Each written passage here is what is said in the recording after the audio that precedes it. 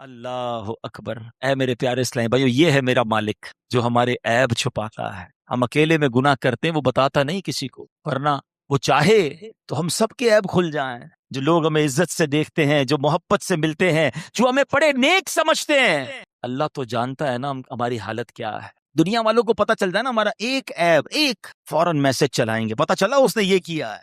ہاں، ماں باپ بھی گھر سے نکال دیں گے۔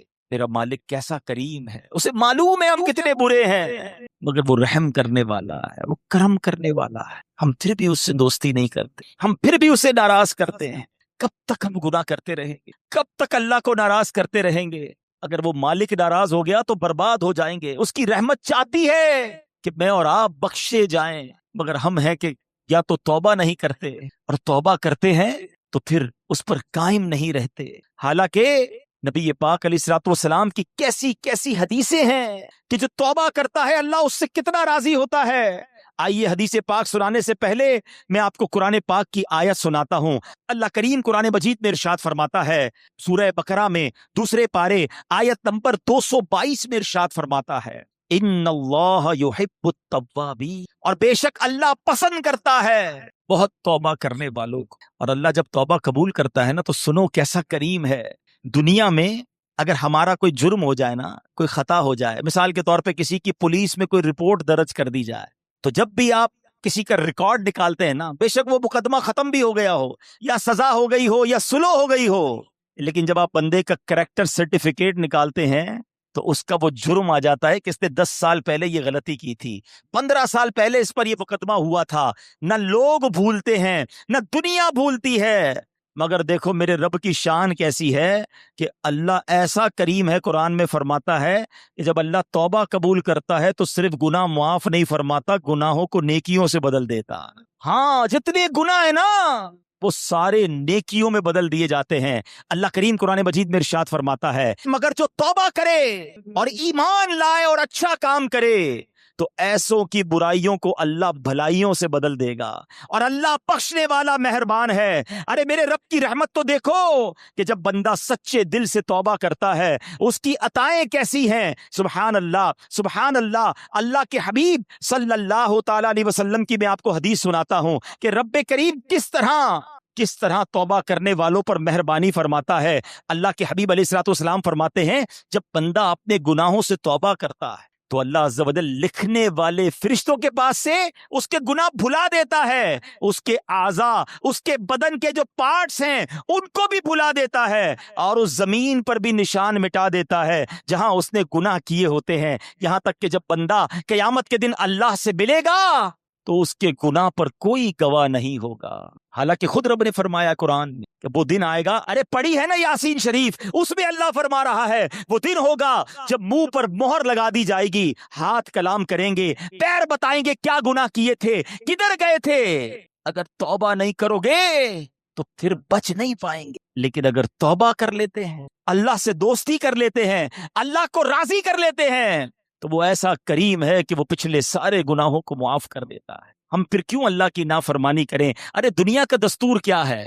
کوئی ہمارے ساتھ بھلائی کرتا ہے، ہم کیا کہتے ہیں؟ نہیں یار، اس کو ناراض نہیں کرنا ہے، اس نے مجھے نوکری دلائی تھی، اس کو ناراض نہیں کرنا ہے، اس نے مجھے قرضہ دیا تھا، نہیں یار اس کو تو بالکل بھی ناراض نہیں کرنا ہے، مشکل وقت میں میرے کام آیا تھا۔ دنیا میں ایک کوئی احسان کر دے، تم کہتے ہو وہ ناراض نہیں ہونا چاہیے۔ جو صبح و شام رب احسان کر رہا ہے اس کی ناراضگی کا کوئی خوف نہیں کہ وہ ناراض نہ ہو جائے، میرا مالک مجھ سے ناراض نہ ہو جائے۔ سنو، توبہ کرنے والے کس قدر اللہ کو پسند ہیں۔ اللہ کے حبیب علیہ الصلوۃ والسلام فرماتے ہیں، ابن ماجہ کی حدیث ہے، کل بنی آدم خطاء، آقا فرماتے ہیں سارے انسان خطا کار ہیں، غلطیاں تو سب سے ہو جاتی ہیں، مگر فرمایا وَخَيْرُ الْخَطَّائِينَ التَّوَّابُونَ، فرمایا خطا کاروں میں بہتر وہ ہیں جو توبہ کر لیتے ہیں، غلطی ہوتی ہے تو معافی مانگ لیتے ہیں، سر کو جھکا لیتے ہیں، اللہ سے عرض کرتے مولا آئندہ نہیں کروں گا، اور اس کی بارگاہ میں ندامت کا اظہار کرتے ہیں۔ ایک اور جگہ میرے آقا علیہ الصلوۃ والسلام فرماتے ہیں، تم سب میں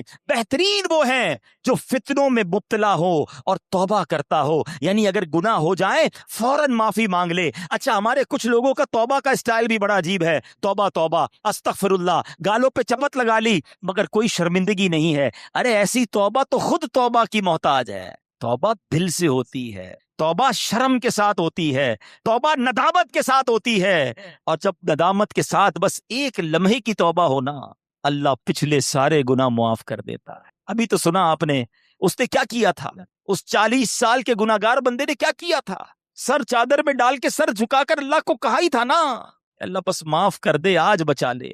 اللہ کریم نے اس کے سبب بارش برسا دی۔ وہ دل کا کنیکشن ریکوائرڈ ہے، وہ دل سے محبت اللہ سے درکار ہے، پھر اللہ پچھلے سارے گناہ معاف کر دے گا۔ اور میں نے تو آپ کو قرآن کی آیت سنائی ہے کہ صرف معاف نہیں فرمائے گا، وہ تمہارے گناہوں کو بھی نیکیوں سے بدل دے۔ اب ہم توبہ میں کیوں تاخیر کریں، کیوں اس سے دوستی نہ کر لیں؟ اے میرے پیارے اسلامی بھائیوں، توبہ کی تو کیا شان ہے۔ آؤ میں اللہ کی رحمت کا ایک اور واقعہ سناتا ہوں۔ مکاشفۃ القلوب میں امام غزالی علیہ رحمت اللہ الوالی نے یہ واقعہ لکھا۔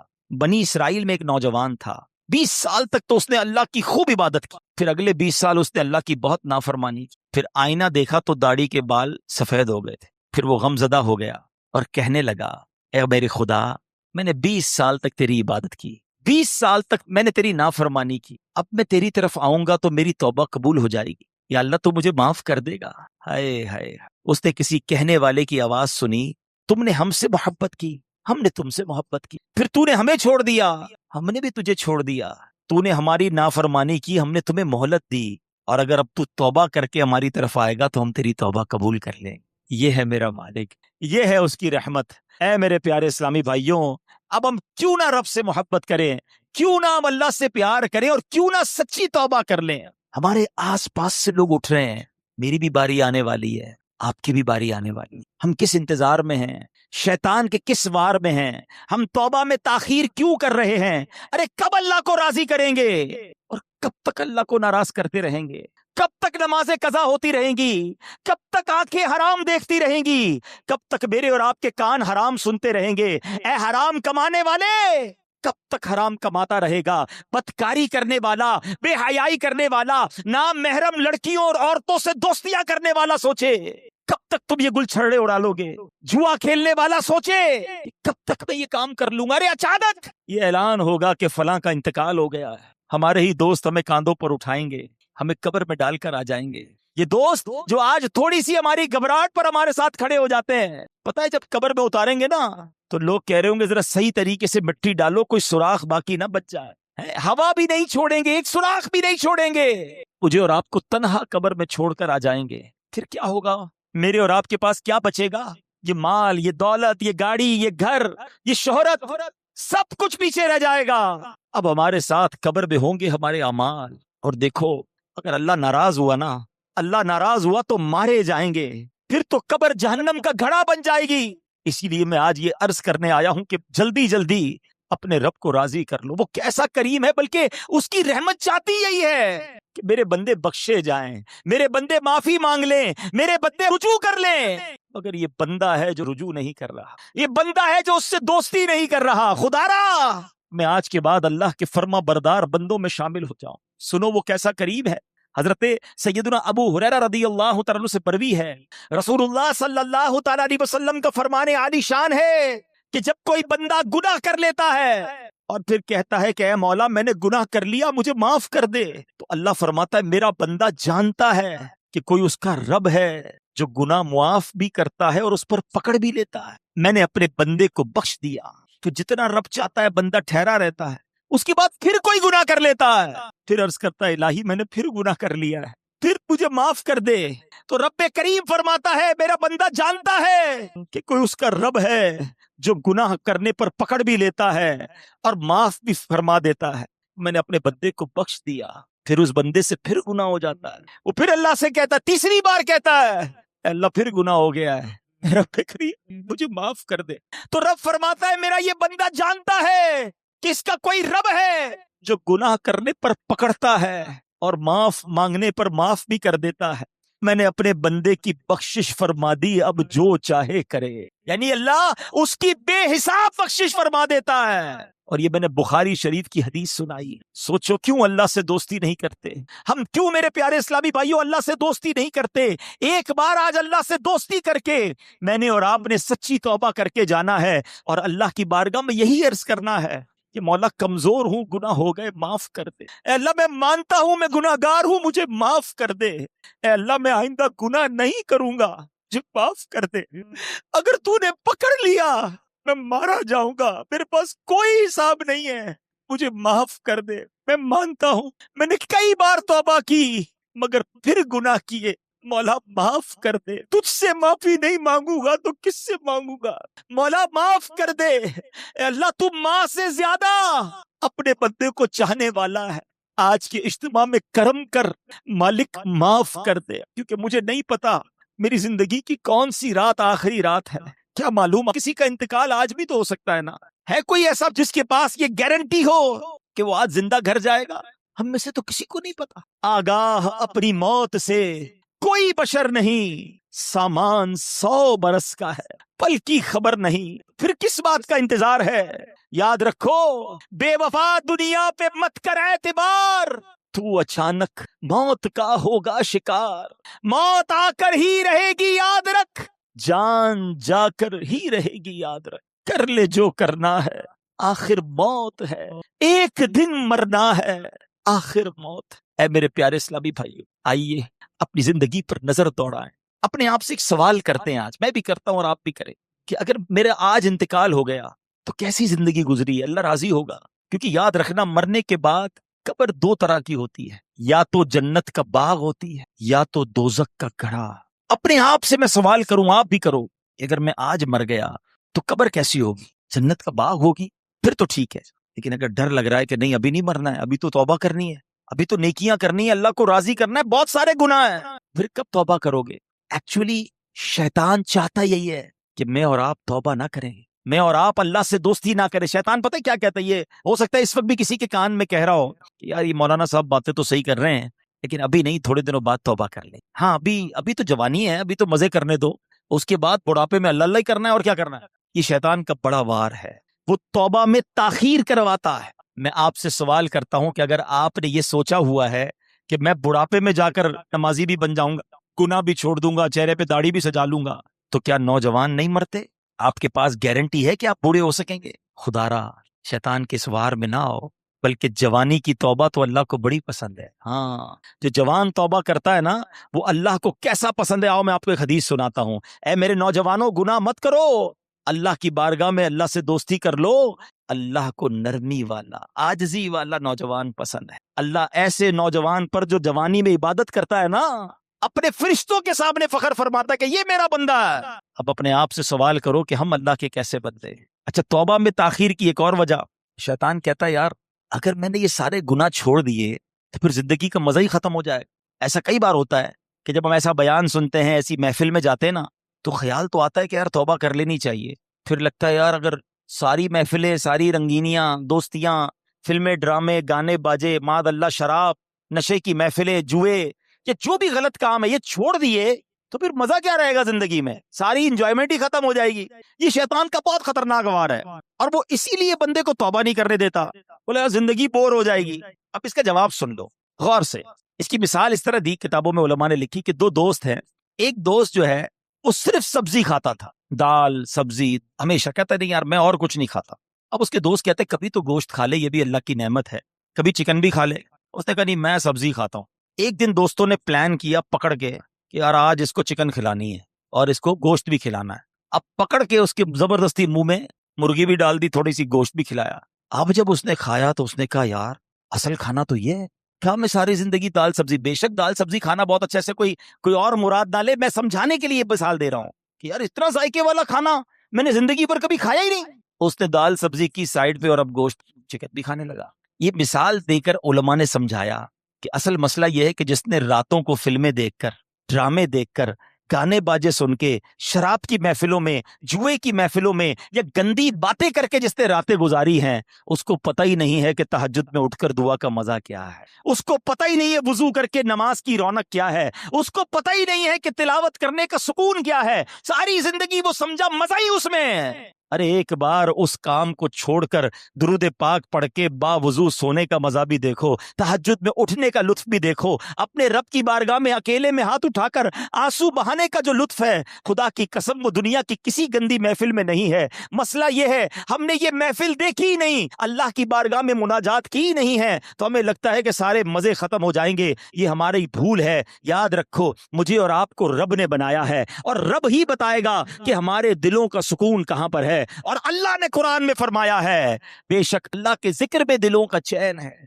अगर चैन चाहते हो ना तो ये शराब में नहीं मिलेगा, ये शबाब में और गंदी महफिलों में नहीं मिलेगा, ये गाने बाजे फिल्मों में जुए के महफिलों में नहीं मिलेगा, ये तुम्हें वाकई मिलेगा तो अल्लाह के जिक्र में मिलेगा। अच्छा अब शैतान का एक और वार। यार ये मौलाना साहब तो जो कह रहे कुरान की आयत पढ़ रहे बात तो ठीक है, मगर मेरा तो मामला ही दूसरा है। मैं जब फिल्में ड्रामे गाने बाजों की महफिल में जाता हूँ बड़ा मजा आता है बड़ी सारी रात गुजर जाती है पता नहीं चलता। इज्तिमा में आता हूँ तो नींद आने लगती है, बोर होने लग जाता हूँ, आधे घंटे बाद उठने को जी चाहता है, कुरान पढ़ता हूँ तो नींद आने लगती है, जिक्र करता हूँ तो बोर हो जाता हूँ। मुझे तो इबादत में सुकून ही नहीं मिलता है। गलत कामों में बड़ा दिल लगता है, इबादत में दिल नहीं लगता, तो फिर कैसे अल्लाह के जिक्र में अगर दिलों का चैन है तो मुझे क्यों नहीं मिल रहा? ये शैतान का बहुत बड़ा वार है। आज इसका जवाब भी ले जाओ।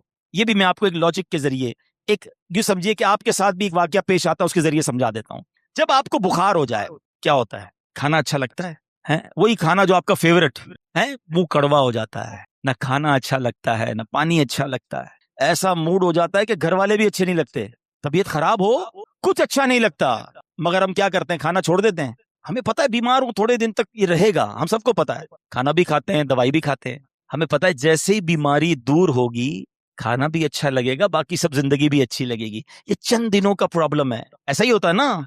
असल मसला ये है जिसको इज्तिमा में मजा नहीं आता ना, जिसको तिलावत का सुकून नहीं मिलता, जिसको सजदों की लज्जत नहीं मिलती, जिसको जिक्र की तस्बीह में सुरूर नहीं मिलता, जिसको दुरूद पाक पढ़े तो मदीने वाले की याद नहीं रुलाती, तो मसला यही है कि हमारे दिलों में जो है ना गुनाहों का मरज लग गया है, इस पे खौल चढ़ा हुआ है। घबराओ नहीं, आ गए हो ना अल्लाह के पास, अल्लाह की बारगाह में अगर सर झुका लिया तो सुनो, जिक्र छोड़ना नहीं, दुरूद छोड़ना नहीं, तिलावत छोड़ना नहीं, नमाज छोड़ना नहीं, करते रहना। थोड़े दिनों की बात है, जैसे ही दिल से मरज दूर होगा तो मैं सजदों की लज्जत मिलना शुरू हो जाए, तिलावत में दिल लगने शुरू हो जाएगा, तुम मदीने वाले आका की बात करोगे, तुम्हारी आंखों से आंसू निकलना शुरू हो जाएंगे। अल्लाह की कसम तुम्हें महफिल में आका के जिक्र में ऐसा सुरूर आएगा जो दुनिया के किसी काम में नहीं आएगा, क्योंकि अभी दिल में मरज है, अभी मजा नहीं आ रहा, अभी सुकून नहीं मिल रहा। देखो दूर मत चले जाना, देखो भाग मत जाना, मस्जिद को ठिकाना बना लो, नमाज को अपना तरीका बना लो,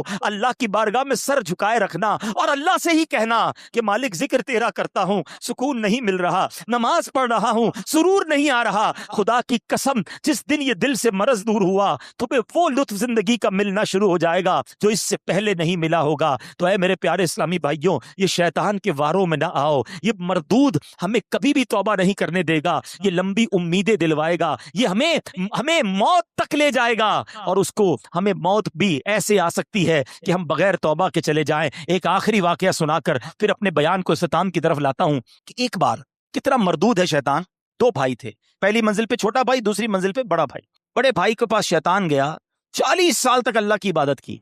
उसको शैतान जाके कहता है कि मैंने अपने इल्म से ये जाना है कि तेरी उम्र 80 साल है, तू 80 साल तक जिएगा, तूने 40 साल तक अल्लाह की इबादत की है, ना जवानी की कोई रंगीनी देखी, ना कोई अय्याशी की, ना कोई गुनाह किए, क्या किया तूने? ऐसा कर 20 साल गुनाह कर ले, मजे कर ले जिंदगी के, फिर आखिरी 20 साल फिर तौबा कर लेना, अल्लाह राजी हो जाएगा। शैतान हम में से भी कईयों को वसवे से दिलाता है यार जो करना है कर लो, फिर इंशाल्लाह हज पे चले जाएंगे, फिर तौबा कर लेंगे, अल्लाह माफ कर देगा। यही शैतान का वार है। अच्छा उस बंदे को शैतान ने दिल में ये बात डाली कि कुछ तो मजे कर ले जिंदगी के। वो सोचने लगा यार ये बात तो सही कर रहा है, मैंने तो कुछ किया ही नहीं, और अगर मेरी जिंदगी 80 साल है तो 15-20 साल तो मजे कर लूं। तो सोचा मेरा पहली मंजिल पे ही भाई रहता है, वो उसका भाई पक्का नाफरमान, शराबी, कबाबी, सारे गलत काम करने वाला। कहता कहीं और जाने की क्या जरूरत है, नीचे ही भाई है उसके पास चला जाता हूँ, जिंदगी के थोड़े मजे उठा लेता हूँ। अल्लाह की शान देखो, नीचे वाले भाई के दिल में ख्याल आया कितने साल हो गए मुझे गुनाह करते हुए, कितने गुनाह कर लिए। एक मेरा ऊपर भाई रहता है कैसा इबादत गुजार नेकूकार, और एक मैं हूं कि बदकारियां ही खत्म नहीं हो रही। चलो आज तौबा करते हैं, अल्लाह की बारगाह की तरफ चलते हैं। छोटा वाला भाई कहता है अब कहीं और जाने की क्या जरूरत है, ऊपर ही तो बड़ा भाई रहता है, ऐसा नेक है اس کے پاس جاؤں گا، یہ میری توبہ بھی کروا دے گا، اللہ سے میرا تعلق بھی بنا دے گا۔ اب وہ نیچے والا بھائی اوپر جانے کے لیے کمرے سے نکلا، اوپر والا بھائی جو ہے وہ نیچے آ رہا ہے۔ اوپر والے کی نیت کیا ہے؟ گناہ کرنی ہے۔ نیچے والے کی نیت کیا ہے؟ توبہ کرنی ہے۔ دیکھو نیت کا فرق، میں جو بار بار کہہ رہا ہوں نا، آج دل میں نیت کر لو، آج اللہ سے دوستی کر لو۔ اللہ کا کرنا کیا ہوا؟ اوپر والے بھائی کا پیر سلپ ہوا، لڑکھڑاتا ہوا سیڑھیوں سے چھوٹے بھائی پر گرا، دونوں بھائی نیچے گرے، دونوں کا انتقال ہو گیا۔ اب فرشتے آئے، اللہ اکبر، بڑے بھائی کو رحمت کے فرشتے لینے آنے چاہیے نا، 40 سال تک نیکی کی تھی۔ چھوٹے بھائی کو ہمارے حساب سے تو عذاب کے فرشتے لینے آنے چاہیے تھے، اتنے گناہ کیے۔ اللہ کی شان دیکھو، چھوٹے بھائی کو رحمت کے فرشتے لے جا رہے ہیں کیونکہ اس نے توبہ کی نیت کرنی تھی، گھر سے چل پڑا تھا، اللہ کی طرف بڑھ گیا تھا، اور بڑے بھائی کو عذاب کے فرشتے لے گئے کیونکہ وہ نافرمانی کے لیے چلا تھا، اللہ کی نافرمانی کے لیے گھر سے چل پڑا تھا۔ اب نیت کا فرق دیکھ لو کہ یہ ہے شیطان۔ ہو سکتا ہے آج ہی ہم میں سے کسی کو جانا ہو دنیا سے اور وہ نیت یہ کروا رہا ہو کہ ابھی تو بہت ٹائم ہے، تو بس آج سچی پکی توبہ کرنی ہے۔ اچھا توبہ کہتے کس کو ہے؟ آخر میں یہ بھی سن لوں، ہاں یا اللہ میری توبہ، یا اللہ میری توبہ، ٹھیک ہے زبانی بھی توبہ ہوتی ہے، لیکن توبہ کے 3 ارکان ہیں۔ There are 3 conditions of repentance۔ توبہ کی 3 شرطیں ہیں، یہ جب تک تینوں پوری نہیں ہوں گی توبہ قبول نہیں ہونی۔ ہاں توبہ کے لیے کوئی اجتماع کرنے کی ضرورت نہیں ہے، کوئی مسجد میں اعلان کرنے کی ضرورت نہیں ہے، بس بے جانو رب جانے، ایک لمحے میں توبہ ہو سکتی ہے، ہاں بالکل ایک لمحے میں، اور اللہ ایسی قبول فرماتا ہے۔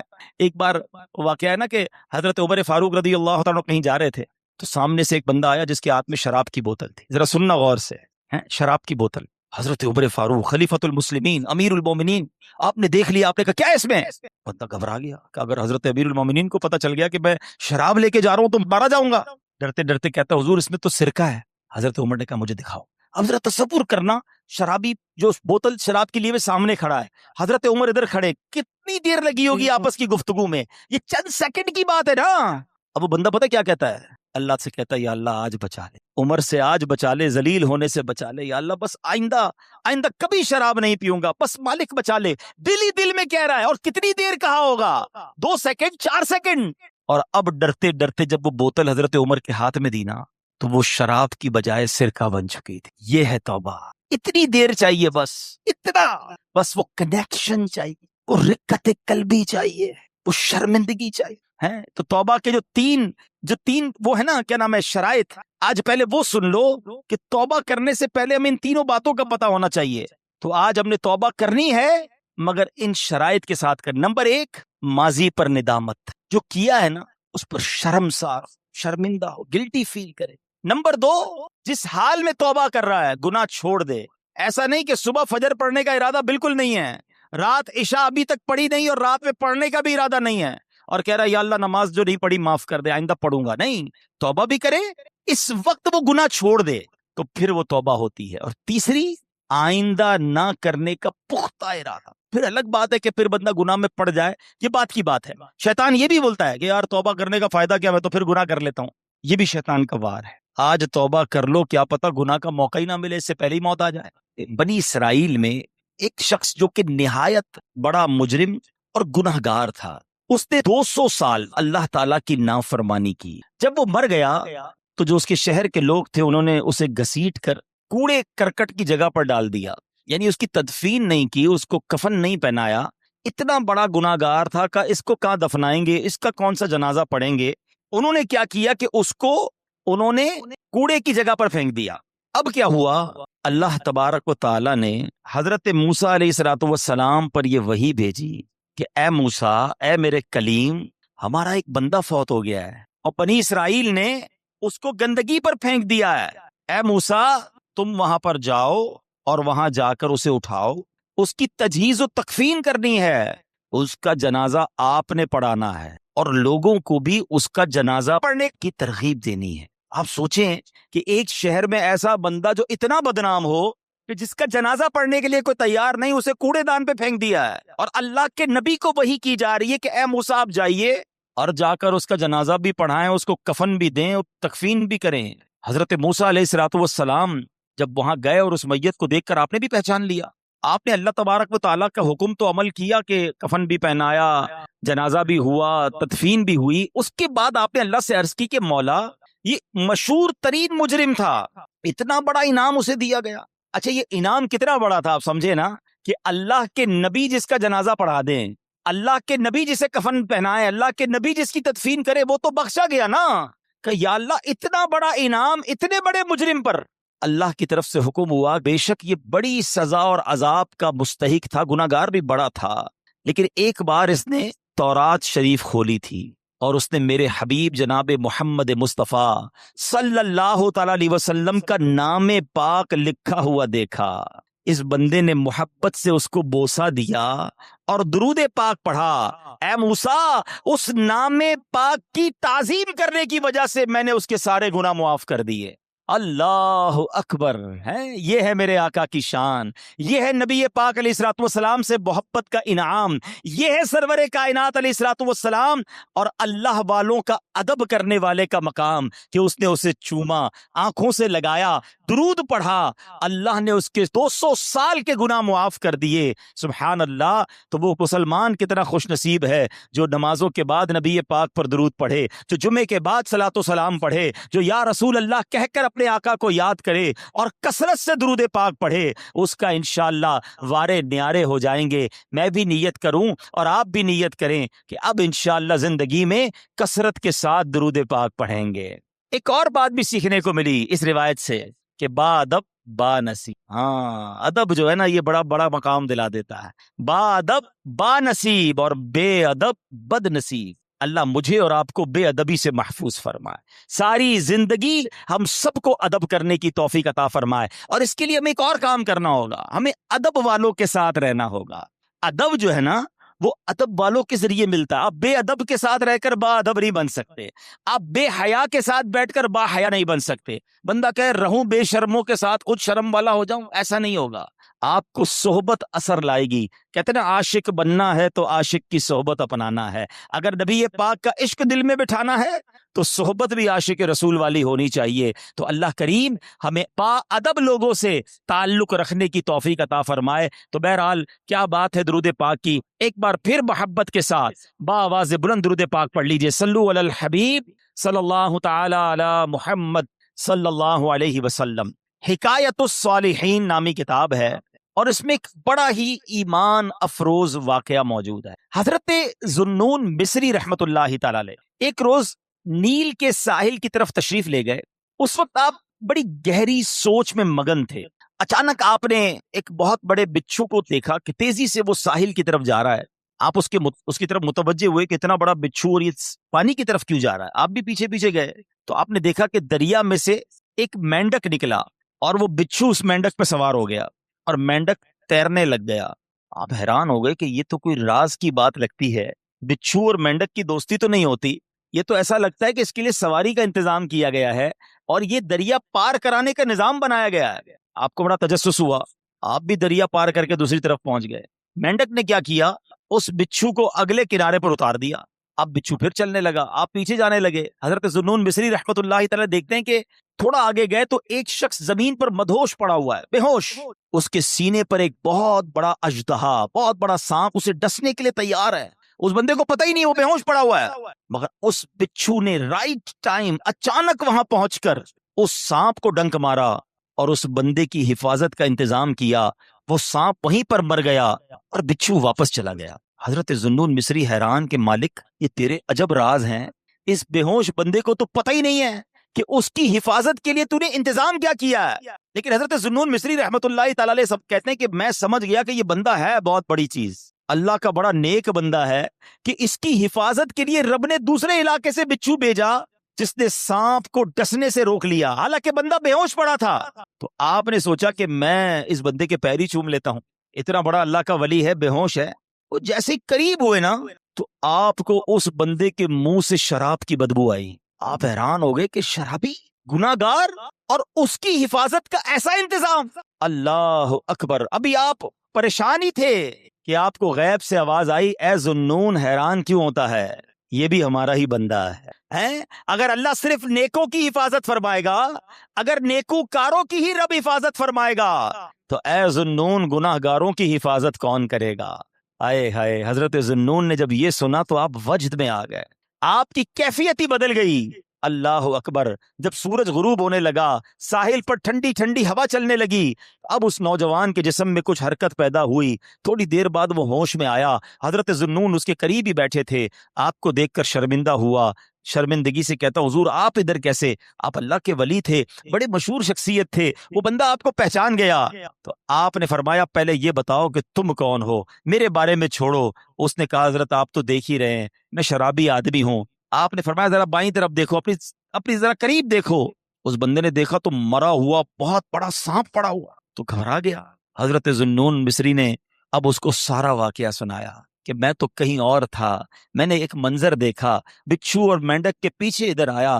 اللہ نے تیری حفاظت کا کیسا انتظام کیا، تو رب کی نافرمانی کرتا ہے اور وہ مالک تیری حفاظت فرما رہا ہے. اللہ اکبر. جب اس شرابی نے یہ واقعہ سنا وہ زاروں کتار رونے لگا. اور اس کے بعد اس نے جو ہے یہ اس نے بڑا کمال کا جملہ کہا، اگر وہ ذات گناہ گاروں کو ایسا نوازتی ہے تو پھر نیکوں کو کیسا نوازتی ہوگی. جب اپنے نافرمانوں کو وہ ایسا نوازتا ہے تو اپنے فرما برداروں کو کیسا نوازتا ہوگا. یہ کہہ کر وہ شخص نے سارے گناہوں سے توبہ کی، اب مجاہدات کرنے لگا، اب عبادتیں کرنے لگا. ایک وقت ایسا آیا کہ اس بندے کا شمار اللہ کے مقبول بندوں میں ہونے لگ گیا، وہ بھی اللہ کا ولی بن گیا. میرے پیارے اسلامی بھائیوں، مدنی چینل کے ناظرین، یہ واقعہ ہم سب کے لیے بہت بڑا پیغام ہے. ہم اللہ کی نافرمانی کرتے ہیں اور روزانہ ہی کرتے ہیں، مگر وہ رب ہم سے نعمتوں کو روکتا نہیں ہے. وہ ہم سے اپنی نعمتوں کو نہیں روک رہا، ہمارا رزق بند نہیں ہو جاتا. دنیا کا کیا دستور ہے، یہاں کاروباری لوگ بھی بیٹھے ہیں، ہمارے پاس کوئی بندہ نوکری کرے، ٹھیک ہے، ہم اس کو کہیں بیٹا آپ کا کام یہ ہے کہ روزانہ جانا ہے، اپنے مارکیٹ سے وصولی کرنی ہے، اور یہ موٹر سائیکل میں آپ کو دیتا ہوں کیونکہ آپ کو روز جانا ہے، سفر کے لیے آپ کو موٹر سائیکل دیتا ہوں. بڑا مینیجر بن جاتا ہے، لوگ گاڑی دیتے ہیں، ٹھیک ہے. اچھا اب وہ سیٹ جو ہے وہ دیکھے کہ یہ جاتا ہی کہیں نہیں ہے، سارا دن ادھر ہی بیٹھا رہتا ہے، 1 دن 2 دن 15 دن 1 مہینہ، پھر وہ کیا کہے گا، بھائی یا تو وصولی کرنے جاؤ یا ورنہ میری موٹر سائیکل واپس کرو. فائدہ کیا تمہیں موٹر سائیکل دینے کا؟ جو فیسلٹی دیتا ہے کوئی ہمیں کسی کام کے لیے دیتا ہے نا، اگر وہ کام نہ کریں تو وہ فیسلٹی واپس لے لی جاتی ہے. سچ بتاؤ میرے رب نے مجھے اور آپ کو آنکھیں کیوں دی ہیں؟ کیا حرام دیکھنے کے لیے دی ہیں؟ نہیں، تلاوت کے لیے دی ہیں، ماں باپ کو محبت سے دیکھنے کے لیے دی ہیں، اللہ کے گھر کو دیکھنے کے لیے دی ہیں، اللہ نے جو حلال چیزیں ہمیں دی ہیں وہ دیکھنے کے لیے دی ہیں. مگر کبھی ایسا ہوا کہ ہم حرام دیکھیں اور اندھے ہو جائیں؟ یار میری آج آنکھیں بند ہو گئی، کیوں؟ بس وہ حرام دیکھ لیا تھا. نہیں، ہم گناہ کر رہے ہیں، وہ نعمتیں نہیں روک رہا ہے. یہ ہاتھ اس لیے نہیں دیے کہ اس سے حرام کام کیے جائیں، اس سے ظلم کیا جائے، مگر یہ ہاتھ حرام کی طرف اٹھتے ہیں، رب ہاتھ واپس نہیں لیتا ہے. پیر گناہ کی طرف جائیں تو لنگڑے ہو جانے چاہیے تھے ہم، کہ بندہ کہے یار آج پیر نہیں چل رہے، کیوں یار؟ وہ کل میں جوا کھانے گیا تھا، میں شراب کھانے گیا، میں سنیما گیا، اللہ کی نافرمانی کے لیے چلا تھا، میرے رب نے پیر واپس لے لیے. اصول تو یہ بنتا ہے، مگر اس کی شان دیکھو کہ ہم روز نافرمانی کرتے ہیں. وہ ہمیں رزق دے رہا ہے، عزت بھی دے رہا ہے، اعضاء بھی سلامت ہیں. کب تک اللہ کو ناراض کریں گے؟ کب تک اس رب سے دور رہیں گے؟ وہ ایسا کریم ہے، دنیا میں کسی کی بات نہ مانو، وہ نوکری سے نکال دیتا ہے، مگر رب ایسا کریم ہے کہ بندہ اگر جب اس کی بات ماننے لگ جائے نا، ایک بار دل سے توبہ کر لے، وہ اس کے سارے گناہ بھی معاف کر دیتا ہے. ایک بار حضرت موسیٰ علیہ السلام ہی کا دور ہے اور بارش نہیں ہو رہی تھی، سارے گاؤں والے شہر والے پریشان. حضرت موسیٰ علیہ السلام نے، لوگوں نے کہا کہ حضور آپ دعا کریں، تو آپ نے کہا کہ ایسا کرو سب مل کر دعا کرتے ہیں. 70,000 لوگوں کا اجتماع تھا، گاؤں کے باہر، شہر کے بعد 70,000 پیپل، 70,000 لوگ جمع ہو گئے. اب حضرت موسیٰ کلیم اللہ ہے، ذرا سننا، آپ نے اللہ سے دعا کی، الہی اسقنا غیثک وانشر علینا رحمتک، میرے پروردگار ہمیں بارش سے نواز دے، ہمارے اوپر اپنی رحمتوں کی نوازش کر دے. وارحمنا بالاطفال الرضع والبہائم الرضع والشیوخ الرکع، اے کریم چھوٹے چھوٹے بچے، بے زبان جانور، بوڑھے اور بیمار، سبھی تیری رحمت کے امیدوار ہیں. اے اللہ سب پر رحم کر اور ہم پر بارش برسا دے. بڑی رکت انگیز دعا جاری ہے. حضرت موسیٰ بھی دعا کر رہے ہیں اور 70,000 لوگ آمین کہہ رہے ہیں. سوچو کیسا اجتماع ہوگا. بہت دیر گزر گئی، بارش نہیں ہوئی، کوئی بادل نہیں، کچھ نہیں. آپ نے اللہ سے عرض کی کہ مولا میری دعا قبول نہیں ہو رہی ہے، ہم پریشان ہیں مالک، تجھ سے مانگ رہے ہیں. ارشاد کیا ہوتا ہے، اے موسیٰ تمہارے درمیان ایک ایسا شخص ہے جو 40 سال سے اللہ کی نافرمانی کر رہا ہے. اے موسیٰ جب تک وہ بندہ تمہارے درمیان ہے بارش نے نہیں ہونی. اللہ اکبر. اب حضرت موسیٰ علیہ الصلوۃ والسلام نے کہا کہ یا اللہ میں کمزور سا بندہ ہوں، میری آواز ان سب لوگوں تک کیسے پہنچے گی؟ 70,000 کا مجمع ہے. حضرت موسیٰ کہتے ہیں یا اللہ میں سب تک یہ اعلان کیسے پہنچاؤں گا؟ میں کیسے اس بندے کو اس میں سے نکالوں؟ مولا جس کی وجہ سے بارش نہیں ہو رہی، سنو اللہ کی طرف سے کیا ارشاد ہوتا ہے، اے موسیٰ تیرا کام آواز لگانا ہے، پہنچانا ہمارا کام ہے. اب حضرت موسیٰ علیہ الصلوۃ والسلام نے کیا اعلان کیا؟ سنو کیسا رونگٹے کھڑے کر دینے والا وہ اعلان ہوگا. حضرت موسیٰ اعلان کرتے ہیں کہ اے رب کے گناہ گار اور نافرمان بندے جو پچھلے 40 برس سے رب کو ناراض کر رہا ہے، تو وہ بدبخت ہے کہ تیری وجہ سے بارش نہیں ہو رہی، ہمارے مجمع سے نکل جا تاکہ بارش شروع ہو جائے. حضرت موسیٰ نے یہ اعلان کر دیا. اب وہ شخص بیٹھا اسی مجمع میں تھا، وہ سوچنے لگا کہ اگر آج میں کھڑا ہو گیا، پہچان تو گیا کہ میں ہی ہوں، اس کو پتا تھا میں 40 سال سے گناہ کر رہا ہوں. پہلے تو اس نے انتظار کیا کہ شاید کوئی اور کھڑا ہو کے نکل جائے، کوئی نہیں نکلا. دائیں دیکھا بائیں دیکھا، کوئی نہیں نکلا. اب وہ سمجھ گیا کہ میں ہی وہ بدبخت ہوں، اللہ کو ناراض کرنے والا ہوں جس کی وجہ سے بارش نہیں ہو رہی ہے. اب اس بندے نے پتہ کیا کیا؟ کھڑا ہوتا تو سب کو پتہ چل جانا تھا نا.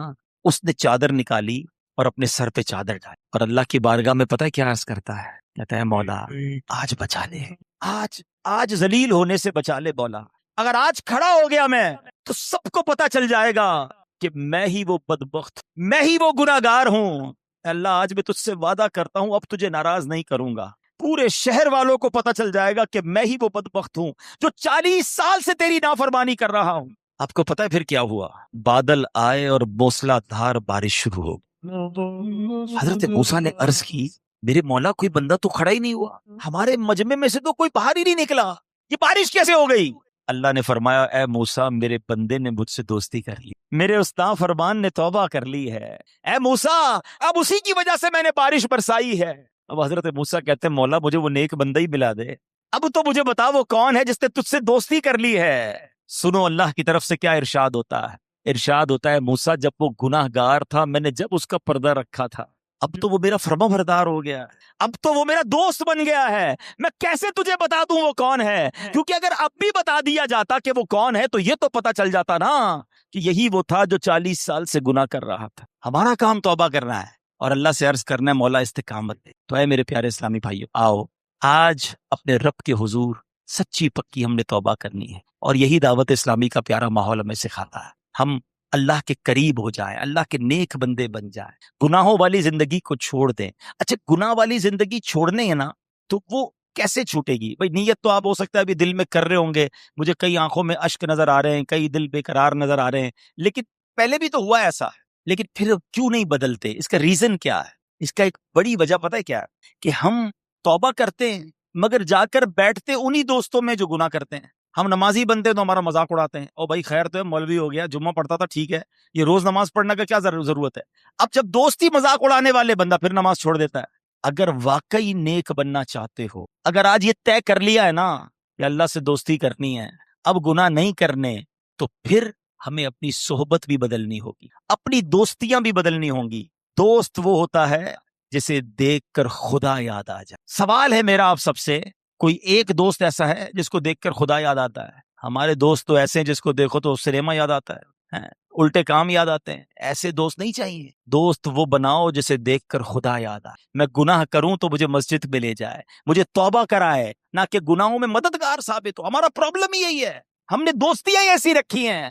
عطر والے کی دکان دیکھی ہے نا، پیسے خرچ کرو نہ کرو فری کی خوشبو مل جاتی ہے. یہ ہے اچھی صحبت، یہ اچھے بندے کی صحبت ہے. اور کہتے ہیں برے بندے دی صحبت یارو جویں دکان لوہاراں، کپڑے پاویں کچھ کچھ پئیے چنگا پہن ہزاراں.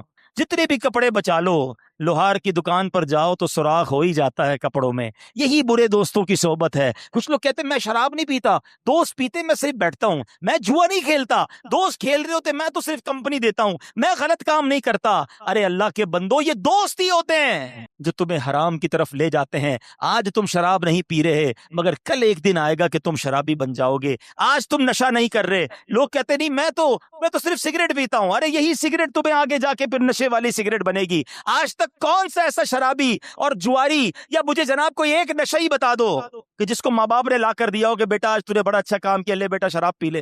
ہیں یا یہ آج چرس کا سگریٹ پی لے، یہ ہیروئن پی لے، کون پلاتا ہے؟ ہمیشہ یہ غلط عادت دوستوں سے ہی لگتی ہے، اور بندہ کہتا ہے مجھے اپنے اوپر بڑا اعتماد ہے، میں تو صرف بیٹھتا ہوں۔ یہ بیٹھنے والا ہی آگے جا کے برباد ہوتا ہے۔ چور بناتے ہیں، ڈاکو بناتے ہیں، غلط کاموں کی طرف لے جانے والے یہ دوست ہوتے ہیں۔ خدا را آج طے کر لو کہ میں نے دوست کسے بنانا ہے۔ ارے دوست تو وہ ہونا چاہیے جو زندگی میں بھی مجھے گناہوں سے بچائے، اور میں مر جاؤں تو میری قبر پر آ کر بھی مجھے ثواب پہنچائے۔